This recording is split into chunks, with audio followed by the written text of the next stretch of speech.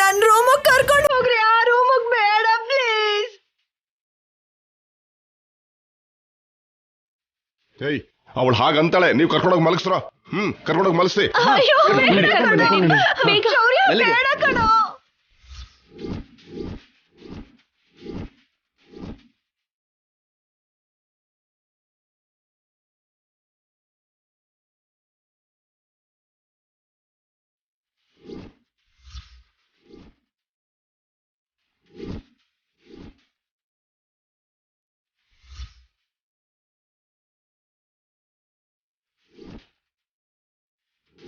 ಶೌರ್ಯ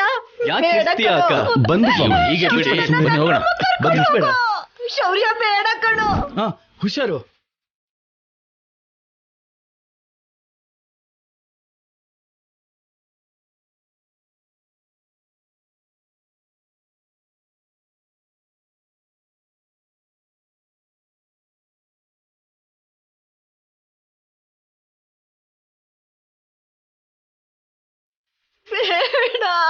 ಪರವಾಗಿಲ್ಲಕ್ಕ, ಏನು ಆಗಲ್ಲ, ಸುಮ್ನಿರು. ಏನು ಆಗಲ್ಲ ಅಂತ ಹೇಳ್ತಿದಾರಲ್ಲಮ್ಮ, ಡಾಕ್ಟರ್ ಬಂದ್ಬಿಡ್ತಾರೆ. ಏನು ಆಗಲ್ಲ ದಮಯಂತಿ. ಡಾಕ್ಟರ್ ಇನ್ನು ಯಾಕೆ ಬಂದಿಲ್ಲ? ಇನ್ನೇನ್ ಬಂದ್ಬಿಡ್ತಾರಮ್ಮ. ಏನಾದ್ರೂ ಬೇಕಿದ್ದ ಅತ್ತೆ?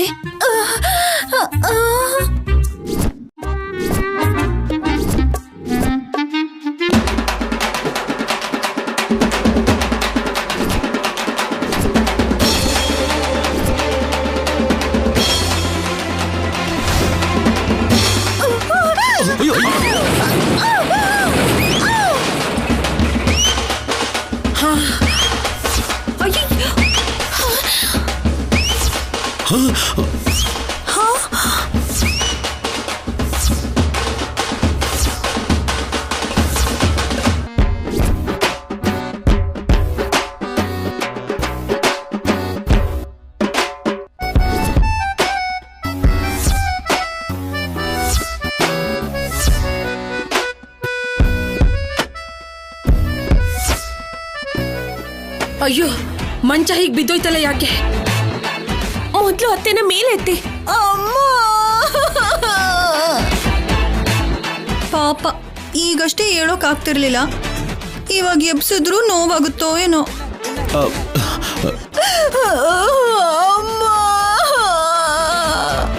ಅವಳನ್ನ ಕಡಿಮೆ ಅನ್ಕೋಬೇಡ, ನನ್ನ ಹೆಂಡತಿ ಕಬ್ಬಣ. ಅವಳಿಗೆ ಈ ಏಟಲ್ಲ ಲೆಕ್ಕನ.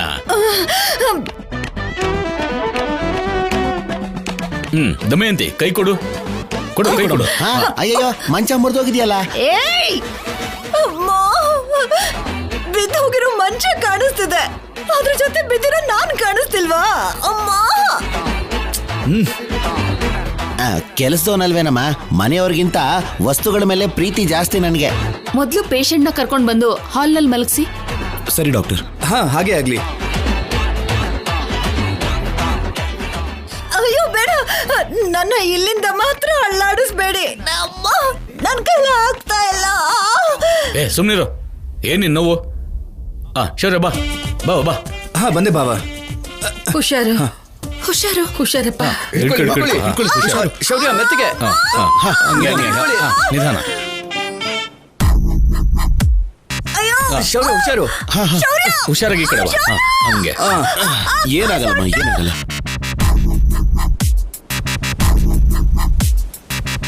ನನ್ ಕೈಲಿ ಆಗ್ತಾ ಇಲ್ವೋ ಅಮ್ಮ? ಅಯ್ಯೋ, ಮಲಗಿಸಿ ಮಲಗಿಸಿ. ಅಮ್ಮ ಹುಷಾರು. ಏನು ಆಗಲ್ಲ ದಮಯಂತಿ. ನೋಡಿ ಡಾಕ್ಟರ್, ಸುಮ್ನಿರು. ಸುಮ್ಮನಿರಿ ಅದಕ್ಕೆ.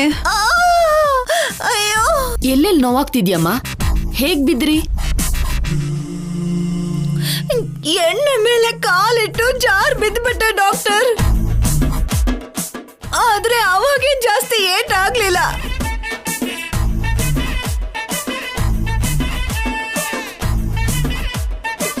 ಕಲ್ಯಾಣಿ ನನ್ನ ಬೇಕು ಅಂತಾನೆ ಅನುಪಮನ್ ರೂಮ್ ಒಳಗಡೆ ಕರ್ಕೊಂಡು ಹೋಗುವಾಗ ಮಾಡಿದ್ಲು. ಅಮ್ಮ,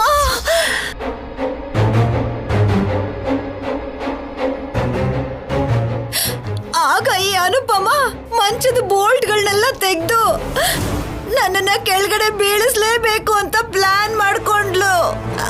ನನ್ನ ಪ್ರಾಣ ತೆಗಿಯೋದಕ್ ನೋಡಿದ್ರು ಇಬ್ರು.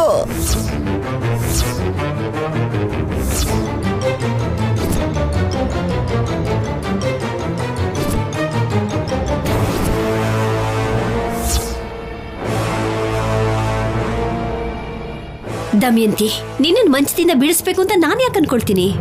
ಅಮ್ಮ ನೀನ್ ತಲೆ ಕೆಡ್ಸ್ಕೋಬೇಡ. ಅತ್ತೆಗೆ ಏನೇ ಆದ್ರೂ ಅದಕ್ಕೆ ಕಾರಣ ನೀನು ನಾನು ಆಗಿರ್ತೀವಿ ಬಿಟ್ರೆ ಅತ್ತೆ ದೃಷ್ಟಿಲಿ ಬೇರೆ ಯಾರು ಆಗಿರೋದಕ್ ಸಾಧ್ಯ ಇಲ್ಲ. ನಿಮ್ಮಲ್ಲಿ ಯಾರೋ ಒಬ್ರು ಕಾರಣ ಅಲ್ಲ ಅಂದ್ರೆ ಮಂಚಕ್ಕಿರೋ ಬೋಲ್ಟ್ ಏನಾಯ್ತು? ಮಂಚ ಯಾಕೆ ಮೂರ್ತು ಬೀಳತ್ತೆ? ನಿಜಾನೇ ಅಲ್ವಾ? ಬೋಲ್ಟನ್ ಯಾರು ತೆಗೆದಿರ್ತಾರೆ? ಈ ವಿಷಯನ ಅಷ್ಟು ಈಸಿಯಾಗಿ ಬಿಡಬಾರ್ದು. ಹೌದು ಆಫೀಸರ್, ಖಂಡಿತ ಬಿಡಬಾರ್ದು. ಮಂಚದಲ್ಲಿರೋ ಸ್ಕ್ರೂಗಳನ್ನ ತೆಗೆಯೋದಲ್ದೆ ಅದನ್ನ ಅತ್ತೆ ಸೀರೆ ಸೆರಗಿಗೆ ಕಟ್ಟಿದ್ದಾರೆ. ಒಂದ್ ನಿಮಿಷ.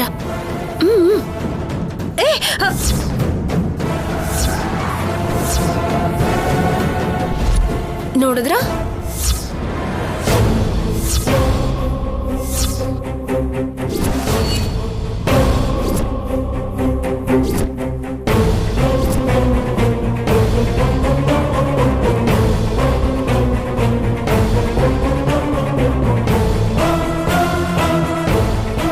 ಅದೇನು ಮಂಚದ ಬೋಲ್ಟ್ ತೆಗೆದವರು ಅವಳು ಸೆರ್ಗಗೆ ಯಾಕೆ ಕಟ್ತಾರೆ? ಕಟ್ಟಿದ್ರು ಅವಳು ಗೊತ್ತಿಲ್ಲದೆ ಹೇಗಿರುತ್ತೆ? ಅತ್ತೇನೆ ಸ್ಕ್ರೂಗಳನ್ನ ತೆಗೆದು ಸೆರಗ ಕಟ್ಕೊಂಡ್ಮೇಲೆ ಅತ್ತೆಗೆ ಗೊತ್ತಿಲ್ಲದೆ ಇರೋದಕ್ಕೆ ಹೇಗ್ ಸಾಧ್ಯ ಅಜ್ಜಿ? ಏಯ್, ಏನೇ ನಾನ್ ಮಾಡ್ದೆ ಅಂತ ಹೇಳ್ತಿದ್ಯಾ ಅಮ್ಮ? ನೀವು ರಿಸ್ಕ್ ತಗೋಬೇಡಿ ಅತ್ತೆ, ಮತ್ತೆ ಕೆಳಗ್ ಬಿದ್ದು ಹೋಗ್ತೀರಾ. ನೀವೇ ಸ್ಕ್ರೂಗಳನ್ನ ತೆಗ್ದಿದ್ದು ಅಂತ ನನಗ್ ಚೆನ್ನಾಗ್ ಗೊತ್ತು.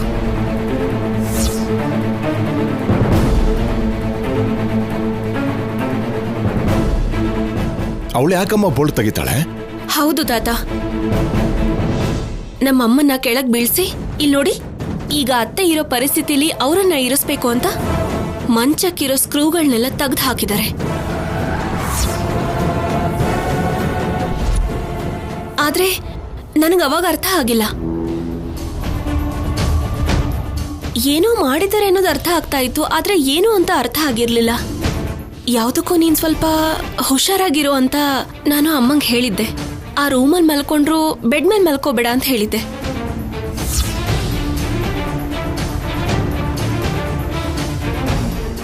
ನನ್ನ ಊಹೆನೇ ನಿಜ ಆಯ್ತು.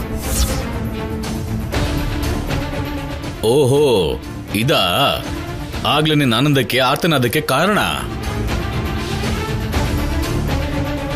ಇದೇನ್ ಕೆಟ್ಟ ಬುದ್ಧಿನೇ ನಿಂದು? ಅನುಪಮನ ಮಾತಲ್ಲಿ ಸಾಧಿಸಿದ ಸಾಲದೆ ಇಂಥ ಕೆಲಸ ಕೂಡ ಮಾಡ್ತಿದ್ಯಾ? ಚಿಕ್ಕ ಮಕ್ಕಳ ಥರ ಏನಿಂತ ಕೆಲಸ ಮಾಡಿದ್ಯಮ್ಮ? ತಾವೇ ತೆಗ್ದಿರೋ ಗುಂಡಿಗೆ ತಾವೇ ಬೀಳೋದು ಅಂದ್ರೆ ಇದೆ. ಅನುಪಮನ್ ಬೀಳಿಸ್ಬೇಕು ಅಂತಿದ್ದೆ, ನೀನೇ ಬಿದ್ದೆ.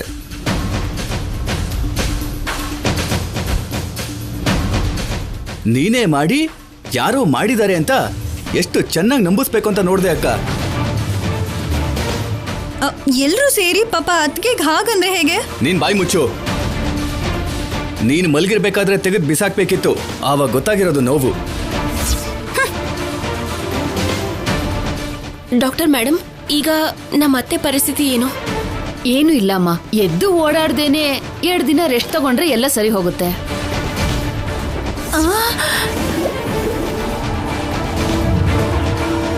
ಅಂದ್ರೆ ನನ್ನ ಹೆಂಡತಿ 2 ದಿನ ಸೋಫಾ ಮೇಲೆ ಇರ್ಬೇಕಾ?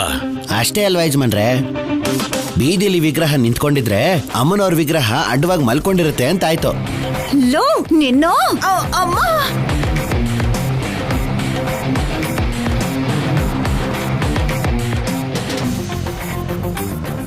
ಈ ಟ್ಯಾಬ್ಲೆಟ್ಸ್ ಕೊಡಿ.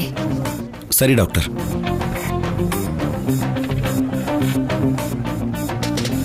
ಸರಿ, ಬರ್ತೀನಿ. Thank you doctor. ಸರಿ ಬಿಡು, ಹೀಗಾದ್ರೂ 1-2 ದಿನ ಓಡಾಡ್ದೆ ಮಲ್ಕೋ. ನಡಿ ಅನುಪಮ. ಹುಷಾರು, ಆ ಕಡೆ ಈ ಕಡೆ ಕದಲ್ಬೇಡ, ಮತ್ತೆ ಬಿದ್ದು ಹೋಗ್ಬಿಟ್ಯಾ. ಅಪ್ಪ, ನಾನು ಹೋಗಿ ಮೆಡಿಸಿನ್ಸ್ ತಗೊಂಡ್ ಬರ್ತೇನೆ. ಸರಿ, ಹುಷಾರಮ್ಮ. ಅತ್ತೆ ಹುಷಾರಾಗಿರಿ.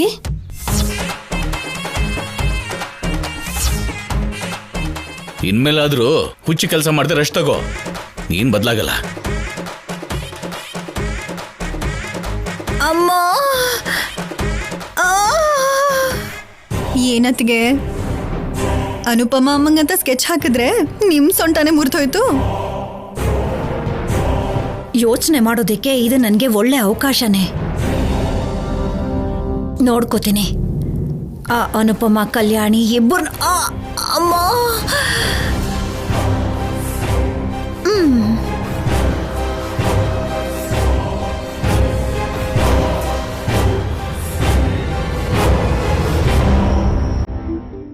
ಕಂದ, ನೀನು ಗುಡ್ ಬಾಯ್ ಅಲ್ವಾ? ಅಮ್ಮ ಹೇಳಿದ್ದು ಕೇಳ್ತೀಯ ಅಲ್ಲ? ಅಮ್ಮ ಮನೆಗ್ ಬರೋವರೆಗೂ ಗಲಾಟೆ ಮಾಡ್ಬಾರ್ದು. ಹಾಗೆ ಅಜ್ಜಿಗೆ ಕೆಳಗ್ ಬಿದ್ದು ಏಟ ಆಗಿರೋದ್ರಿಂದ ಅಜ್ಜಿ ಹತ್ರ ಹೋಗಿ ತರ್ಲೆ ಮಾಡ್ಬಾರ್ದು. ಓಕೆನಾ? ಆಫೀಸರ್, ಮಗುನ ಎತ್ಕೊಳ್ಳಿ.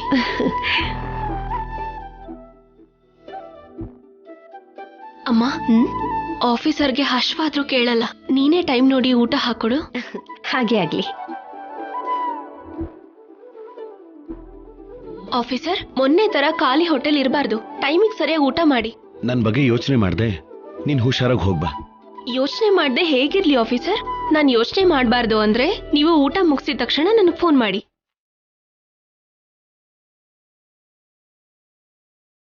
ಶೌರ್ಯನಿಗೆ ಟೈಮಿಗೆ ಊಟ ಕೊಡೋದು ನನ್ನ ಡ್ಯೂಟಿ. ನೀನ್ ಮೊದಲು ಹೊರಡು, ಟೈಮ್ ಆಗ್ತಿದೆ. ಸರಿನಮ್ಮ. ಆಫೀಸರ್ನಷ್ಟೇ ಅಲ್ಲ, ನನ್ ಕಂದನ್ನು ಹುಷಾರಾಗಿ ನೋಡ್ಕೋ. ಅವನ ಬಗ್ಗೆ ನೀನೇನು ಯೋಚನೆ ಮಾಡಬೇಡ. ಆಫೀಸರ್, ಕಂದ ನಿಮ್ಗೆ ನನ್ಗೆ ಅಮ್ಮಂಗ್ ಮಾತ್ರ ಅಭ್ಯಾಸ ಆಗಿದ್ದಾನೆ. ಅಮ್ಮ ಶಾಪಲ್ಲಿ ಬ್ಯುಸಿ ಆಗಿರ್ತಾರೆ. ನೀವಿಲ್ಲ ಅಂದ್ರೆ ಅವನು ಇರೋದಿಲ್ಲ. ಹುಷಾರು. ಯಾಕಮ್ಮ, ಯಾಕೆ ಮಗು ಬಗ್ಗೆ ಅಷ್ಟೊಂದು ಹೇಳ್ತಾ ಇದೀಯಾ? ಇಷ್ಟು ದಿನ ಮಗು ಜೊತೆನೇ ಇರ್ತಾ ಇದ್ದೆ. ಆದ್ರೆ ಈಗ ಬೆಳಿಗ್ಗೆ ಹೋದ್ರೆ ರಾತ್ರಿವರೆಗೂ ಮಗುನ ನೋಡೋದಕ್ಕಾಗಲ್ಲ. ಮಗುನ ನಾವು ನೋಡ್ಕೊಳ್ಳಲ್ಲ ಅಂತಿದ್ಯಾ? ಅಯ್ಯೋ, ಹಾಗಲ್ಲ ಆಫೀಸರ್. ಕಂದ ನನ್ ಪ್ರಾಣ. ಅವನ್ನ ತುಂಬಾ ಮಿಸ್ ಮಾಡ್ಕೋತಿರ್ತೀನಿ. ನಮ್ ಸಮಸ್ಯೆ ಎಲ್ಲ ಸರಿ ಹೋದ್ಮೇಲೆ ಅವನ್ನ ಬಿಟ್ಟಿರ್ದೆ ನಾನೇ ಜೊತೆಲಿದ್ದು ನೋಡ್ಕೋತೀನಿ. ಮಗು ಬಗ್ಗೆ ನೀನೇನೂ ತಲೆ ಕೆಡಿಸ್ಕೋಬೇಡ. ನಿನಗೆ ಟೈಮ್ ಆಯ್ತು, ಮೊದಲು ನೀನ್ ಹೊರಡು. ಅಯ್ಯೋ, ಹೌದೌದು, ಟೈಮ್ ಆಯ್ತು. ಬಾಯ್ ಅಮ್ಮ. ಬಾಯ್ ಆಫೀಸರ್. ಹುಷಾರು.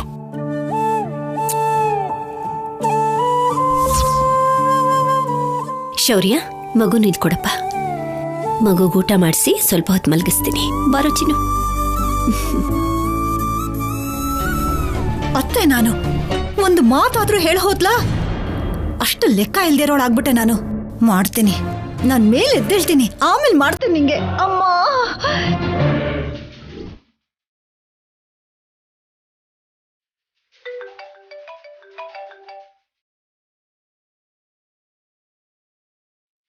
ಹೇಳು ವಾಸು. ಆ ಸಿದ್ದು ಬಗ್ಗೆ ಏನು ಯೋಚಿಸ್ತೆ ಶೌರ್ಯ? ಸಂಪದನ ಕಂಟ್ರೋಲ್ ಮಾಡಬೇಕು ಅಂದ್ರೆ ಸಿದ್ದು ಸಂಪದ ಭೇಟಿ ಆಗದೆ ಇರೋ ಥರ ನೋಡ್ಕೋಬೇಕು. SP ಅವರು ಅರ್ಜೆಂಟಾಗಿ ಒಂದು ಕೆಲಸ ಹೇಳಿದ್ದಾರೆ ಶೌರ್ಯ, ಅಲ್ಲಿಗೆ ಹೋಗ್ತಾ ಇದ್ದೀನಿ. ಅದಕ್ಕೆ ನೀನ್ ಹೆಲ್ಪ್ ತಗೊಳ್ಳೋಣ ಅಂದ್ರೆ ನೀನ್ ಹೆಲ್ಪ್ ಮಾಡೋ ಪರಿಸ್ಥಿತಿಲಿಲ್ಲ. ನಾನಿಲ್ಲ ಅಂದ್ರೂ ನಮ್ಮ SI ಶ್ರೀನಿವಾಸ್ ಇದ್ದಾರೆ, ಅವ್ರ ಹೆಲ್ಪ್ ತಗೋ ಶೌರ್ಯ. ಕರೆಕ್ಟ್ ಅಲ್ವಾ? ನನಗೆ ಐಡಿಯಾನೇ ಬರಲಿಲ್ಲ. ಶ್ರೀನಿವಾಸ್ಗೆ ನಾನು ಕಾಲ್ ಮಾಡಿ ಹೇಳ್ತೀನಿ, ಅವರು ನಿನ್ನನ್ನು ಕಾಂಟ್ಯಾಕ್ಟ್ ಮಾಡ್ತಾರೆ. ಓಕೆ ವಾಸು, ನನಗೆ ಫೋನ್ ಮಾಡೋಕೆ ಹೇಳು. ಏನ್ ಮಾಡಬೇಕು ಏನು ಅಂತ ನಾನು ಅವನಿಗೆ ಎಕ್ಸ್ಪ್ಲೈನ್ ಮಾಡ್ತೀನಿ. ಓಕೆ ಶೌರ್ಯ, ಬಾಯ್.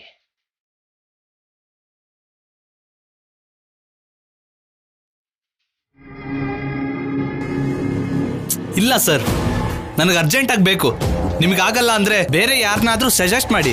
ಇಲ್ಲ ರೀ, ನಾನು ಕೊಟ್ಟಿರೋ ಆಪ್ಷನ್ ಅದೊಂದೇ ಇರೋದು. ಆಗಲ್ಲ ಅಂದ್ರೆ ಹೇಳಿ, ನಿಮ್ ಇಷ್ಟ. ಸರ್ ಅದಲ್ಲ.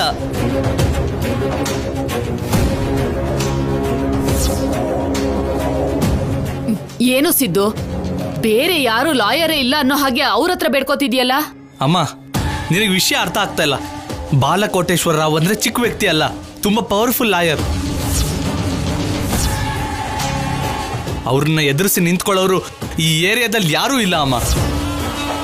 ಅವ್ರು ನಮ್ಮ ಲಾಯರ್ ಆದ್ರೆ ಅವ್ರ ಜೊತೆಗೆ ಸಮಾನವಾಗಿ ವಾದ ಮಾಡಬಲ್ಲರು. ಅದಕ್ಕೆ ಅವ್ರಿಗೋಸ್ಕರ ನಾನು ಪ್ರಯತ್ನ ಮಾಡ್ತಾ ಇದ್ದೀನಿ.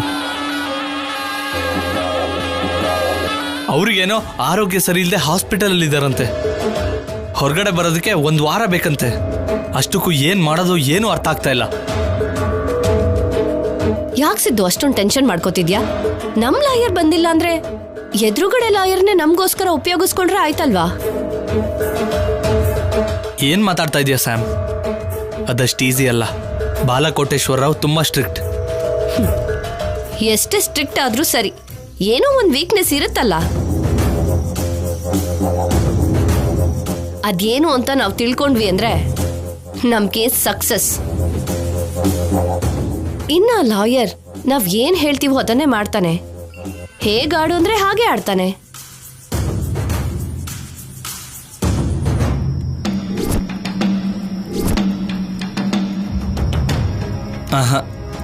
ಅಷ್ಟಕ್ಕೂ ಅದೆಲ್ಲ ಆಗೋ ಕೆಲಸ ಅಲ್ಲ ಸ್ಯಾಮ್. ಹೇಗ್ ವಾದ ಮಾಡ್ತಾರೆ ಅಂತ ಗೊತ್ತಿಲ್ದಿರೋ ಲಾಯರ್ಗೋಸ್ಕರ ಪ್ರಯತ್ನ ಪಡೋದಕ್ಕಿಂತ ಯಾವ ಲಾಯರ್ನ ನೋಡಿ ಅವರು ಧೈರ್ಯವಾಗಿದ್ದಾರೋ ಆ ಲಾಯರ್ನ ನಾವು ಮ್ಯಾನೇಜ್ ಮಾಡ್ಕೊಂಡ್ವಿ ಅಂದ್ರೆ ನಮ್ ಮೇಜರ್ ಪ್ರಾಬ್ಲಮ್ ಸಾಲ್ವ್ ಆಗುತ್ತೆ. ಹೌದು ಸಿದ್ದು, ಸಂಪದ ಹೇಳ್ತಾ ಇರೋದು ಕೂಡ ಸರಿಯಾಗೇ ಇದೆ. ಒಂದ್ಸಲ ಹಾಗೆ ಯೋಚನೆ ಮಾಡಿ ನೋಡು. ಅದನ್ ಬಿಟ್ರೆ ಬೇರೆ ದಾರಿ ಇಲ್ಲ ಸಿದ್ದು. ಶತ್ರುಗಳ ಬಲ ಏನು ಅಂತ ತಿಳ್ಕೊಂಡ್ಮೇಲೆ ಆ ಬಲದ ಮೇಲೆ ನಾವು ಏಟ್ ಕೊಟ್ಟು ಅದನ್ನ ನಮಗ್ ಅನುಕೂಲ ಆಗೋ ಹಾಗೆ ಬದಲಾಯಿಸ್ಕೊಳ್ಬೇಕಾದ್ರೆ ಇನ್ನು ಕೋರ್ಟಲ್ಲಿ ನಮ್ಗೆ ಯಾವ ಪ್ರಾಬ್ಲಮ್ ಬರುತ್ತೆ? ಅವಾಗವಾಗ ನನಗಿಂತ ನೀನೇ ಚೆನ್ನಾಗಿ ಯೋಚನೆ ಮಾಡ್ತೀಯ ಸ್ಯಾಮ್. ಯೋಚನೆಲೇನಿದೆ ಸಿದ್ದು? ಒಂದ್ ಅರ್ಧ ಗಂಟೆ ಕೂತ್ಕೊಂಡ್ರೆ 100 ಯೋಚನೆಗಳು ಬರುತ್ತೆ. ಮೊದಲು ಆ ಲಾಯರ್ನ ಹೇಗ್ ಮ್ಯಾನೇಜ್ ಮಾಡಬೇಕೋ ಯೋಚನೆ ಮಾಡು.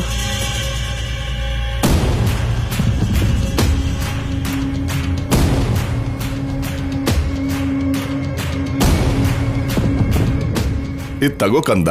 ಅಮರೇ ಅಮರೇ. ಏನು ಬಾಲಾಜಿ? ಸೀರೆನ ಶಾಪಿಗೆ ಕಳಿಸ್ಬೇಕಮ್ಮ. ನೀವ್ ಒಂದ್ಸಲ ಬಂದು ನೋಡಿದ್ರೆ. ಆಗ್ಲಿ, ಬರ್ತೀನಿ ನಡಿ.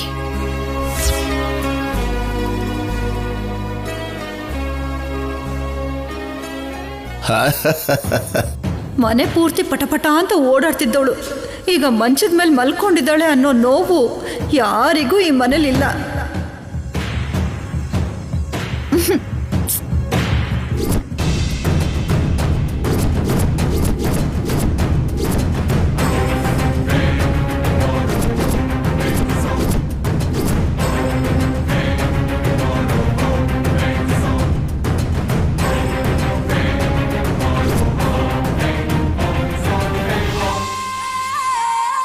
ಸಂಪದ ಮೇಲೆ ಕೇಸ್ ಗೆಲ್ಬೇಕು ಅಂದ್ರೆ ಸಿದ್ದುನ ಕಂಪ್ಲೀಟ್ ಆಗಿ ಲಾಕ್ ಮಾಡಬೇಕು.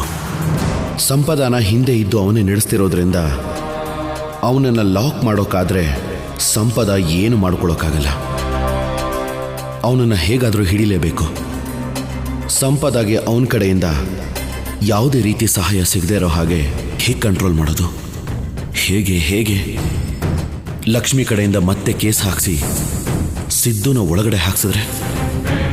ಎಸ್.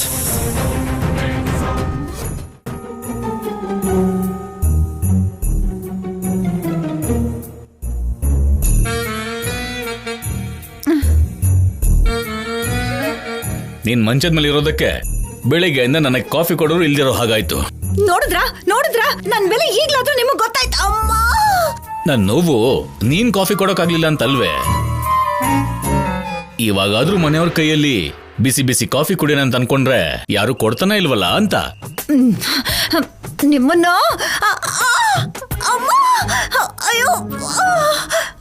ಅಯ್ಯಯ್ಯೋ ದಮಯಂತಿ, ಕದಲ್ದೇನೆ ಮಲ್ಕೋ ಅಂತ ಡಾಕ್ಟರ್ ಹೇಳಿದಾರಲ್ವಾ? ಗಾಳಿಗೆ ಹುಲ್ಲು ಅಲ್ಲಾಡ್ದ ಹಾಗೆ ದಮಯಂತಿ ಅಲ್ಲಾಡ್ದೆ ಹೇಗಿರ್ತಾಳಮ್ಮ? ಈಗ ಸಮಸ್ಯೆ ಕಾಫಿನೇ ಅಲ್ವಾ? ಅಕ್ಕ ಓಡಾಡ್ಲಿಲ್ಲ ಅಂದ್ರೇನು, ಪಲ್ಲವಿ ತಗೊಂಡ್ ಬರ್ತಾಳೆ ಅಪ್ಪ. ಏನು? ನಾನಾ ಏನೇ ನಾನಾ? ನೀನಲ್ದೆ ಇನ್ಯಾರು ತರ್ತಾರೆ? ಹೋಗಿ ಎಲ್ರಿಗೂ ಕಾಫಿ ತಗೊಂಡ್ ಬಾ, ಹೋಗು.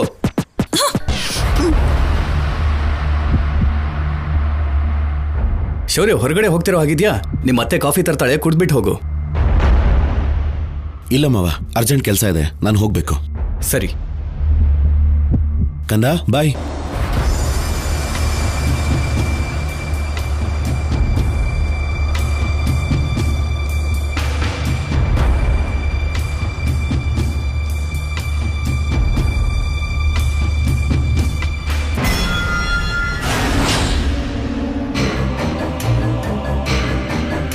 ಅಣ್ಣ, ಅವಳ ಮುಖ ಕೂಡ ನೀನ್ ಮಾಡಿರೋ ಕಾಫಿ ಹಾಕಮ್ಮ.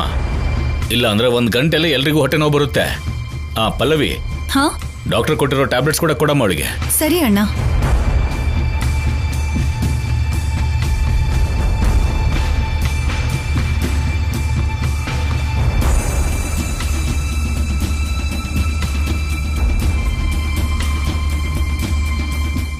ಅದಕ್ಕೆ.